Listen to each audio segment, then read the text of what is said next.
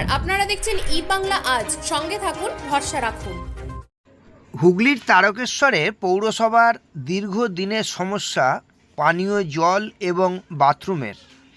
এই পানীয় জলের যে কলগুলি ছিল, বর্তমান পৌরসভা সেই কলগুলিকে তুলে দিয়েছেন।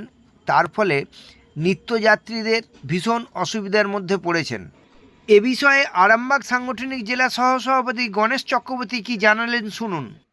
দেখুন, বিষয় হচ্ছে এরকম সমস্যা, একটা নতুন সরকার আমরা এসেছি, তো এখন তৃণমূলের যারা পৌরসভার দায়িত্বে ছিলেন বা এখনো আছেন, আমরা তো কাউকে সরিয়ে দিইনি তৃণমূলের মতো।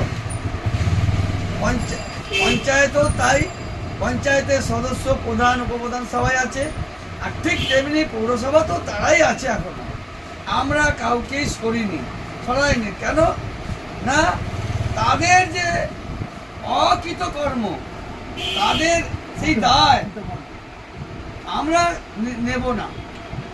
তাই আমরা কোনো জায়গাতেই তাদেরকে আমরা সরাইনি বা তাদেরকে মারধর করে সরিয়ে রেখে দিয়েছি, এরকম ব্যাপারও নয়।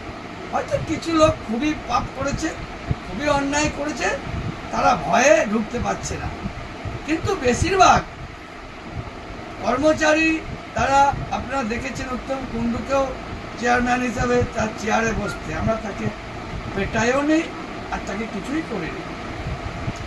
তো যাই হোক, এখন বিষয় হচ্ছে যে তাদের দায়।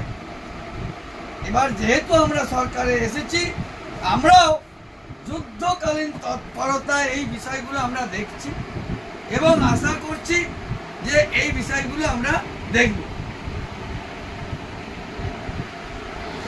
আর একটা সমস্যা হচ্ছে বাথরুমের।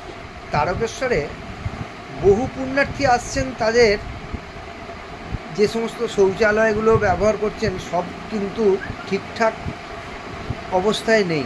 কি বলবেন? এ তো আমি আগেই বলেছি, ভোটের আগেও বলেছি আর এখনও বলছি, যে পজিশন করে রেখে দিয়েছি তারকেশ্বর জুড়ে, একবারে মানে অসভ্যতার চরম সীমায় পৌঁছে গেছে। থানার সামনে, থানার দেয়ালে পেচ্ছাপখানা, জল নেই, কি অবস্থা!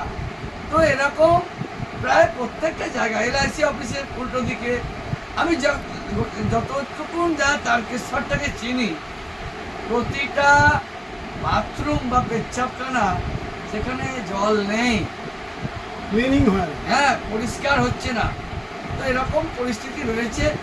তো এগুলো এত তাড়াতাড়ি হবে না, এখন সেগুলো বুঝে নেওয়ার ব্যাপার আছে। আমরা চেষ্টা করছি যত তাড়াতাড়ি এগুলো সংস্কার করা যায়।